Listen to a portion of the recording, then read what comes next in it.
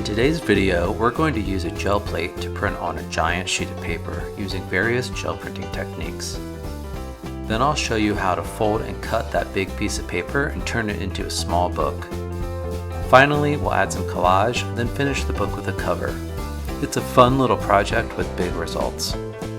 I'm Drew Steinbrecher, and welcome to my channel.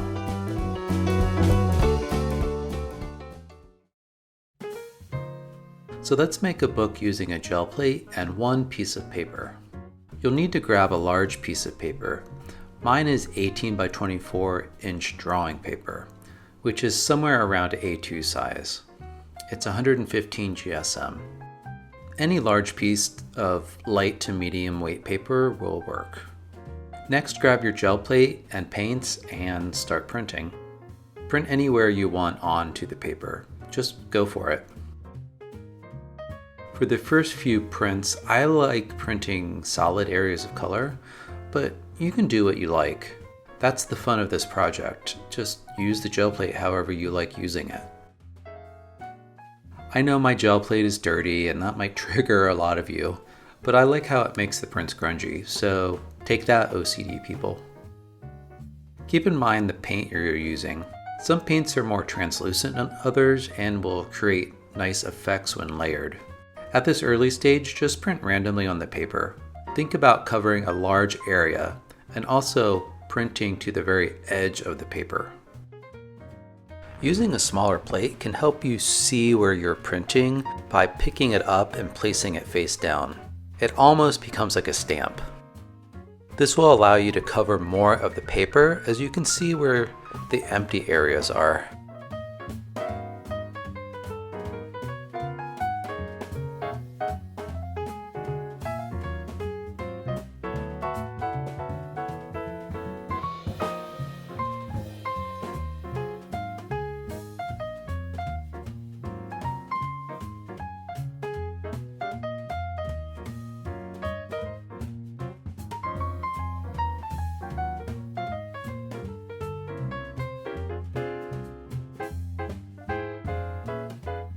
A brayer can give you some great results. Here I'm using the drops of paint to create ovals when the brayer rolls over the plate.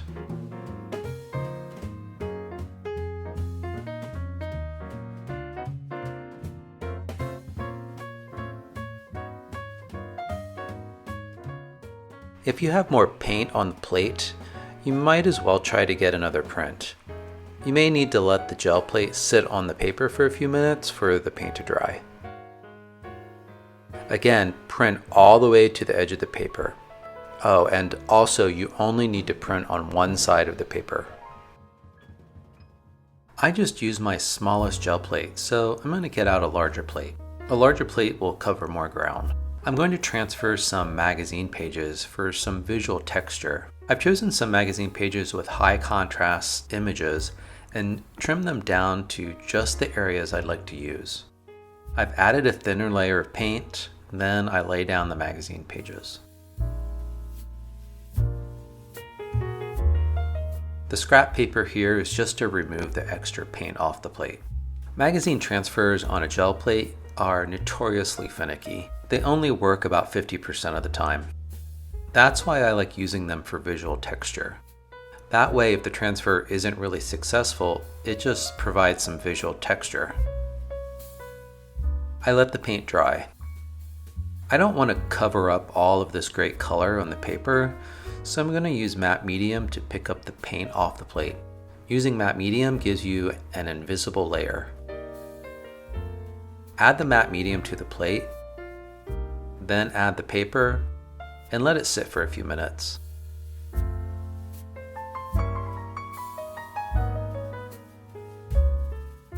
That creates some great visual texture, and you can still see the great color underneath that was already printed on the paper. You can get the same effect with other paints that are transparent. A quality paint brand will give you the transparency on the bottle or tube.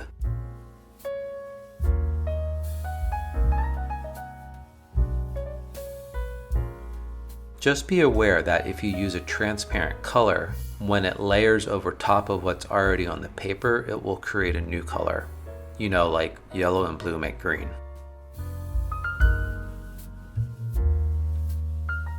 So I'm grabbing another plate. This time the gel plate is cleaner for all you purists out there. I want to use some stencils and masks. I make most of my stencils and masks, by the way, because I want my art to look like my art, not someone else's. I like using darker colors with masks. As you can see here, they make a really great masked effect. And don't forget the ghost prints.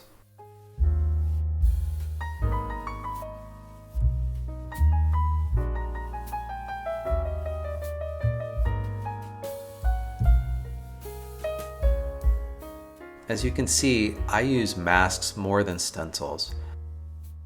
The masks I'm using here I made from plastic film. I like that the film is very thin and they're reusable.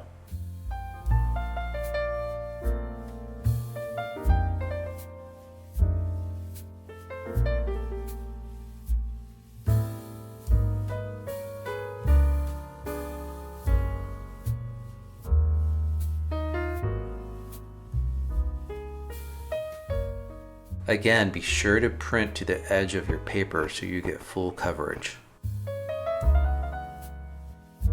I obviously can't see where I'm printing on the paper, but that's part of the fun. If you like this project, then you'll love my free board book class. In this free training, I guide you through how to prep children's board books for collaging.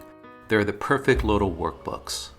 Again, it's free, so grab that link in the description box below.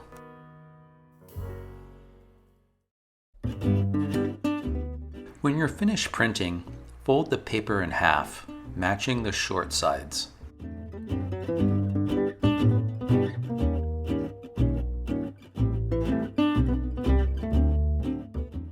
A bone folder helps crease the paper.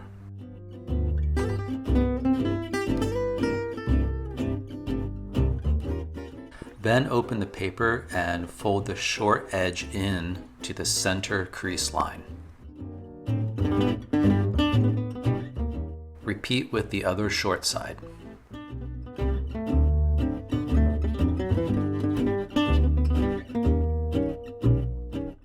You now have 3 folds.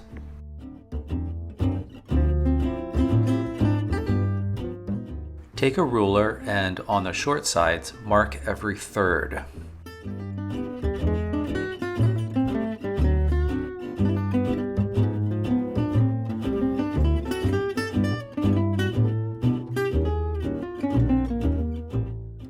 Then fold the long edges towards the printed side. The folds will be at the marks you just made.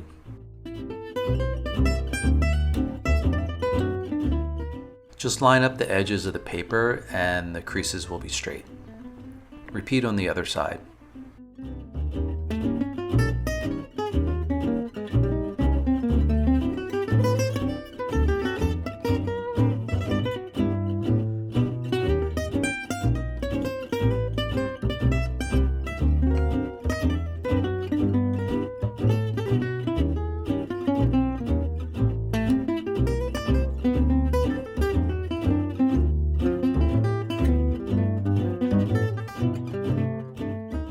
Turn the paper over to the blank side so you can see the fold lines.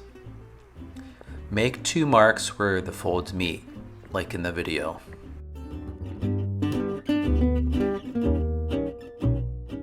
You'll cut from the short edge to the mark and in the opposite way from the other side.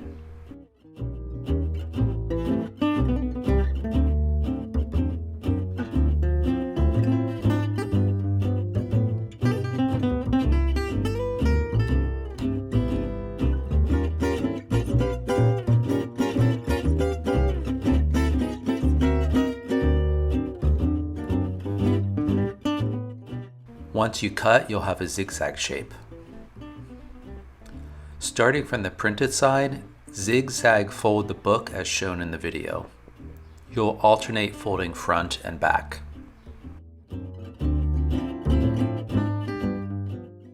And now you have a book.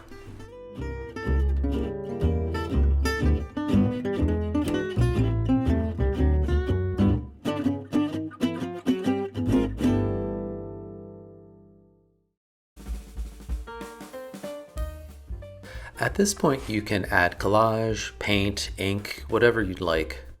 I'm adding some collage. Choose your papers, trim them out or tear them, and then glue them down.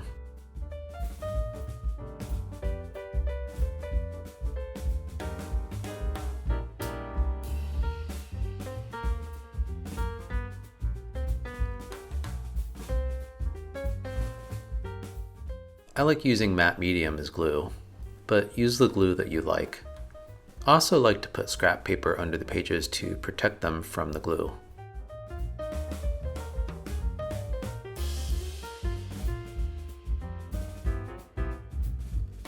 By the way, if you like this video, please remember to like and subscribe.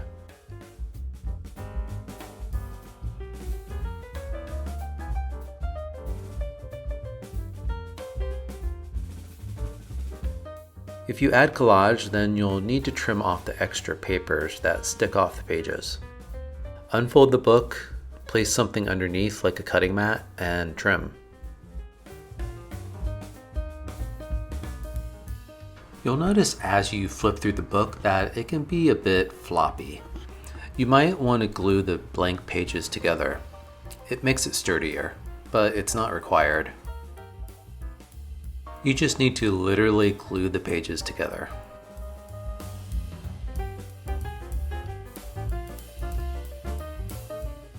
I wanted to create a cover, so I cut a piece of paper to the correct size, including enough space for the spine, then added 2 folds or creases where the spine is. Glue the end papers to the cover. Don't glue the spine in order to let the book lay flat. Repeat on both sides.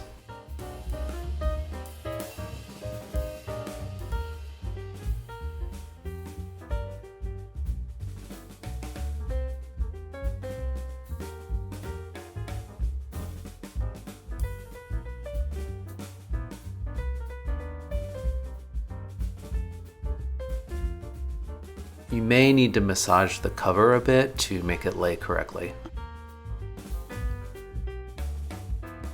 If the cover didn't exactly fit the book, then you might need to trim the cover. Just use a ruler and a craft knife to trim off the excess. And there you go, you've made a book from one piece of paper. If you liked this video, then check out one of my other videos where I show you how to use a junk mail catalog to create a mixed media sketchbook journal. See you in the next video.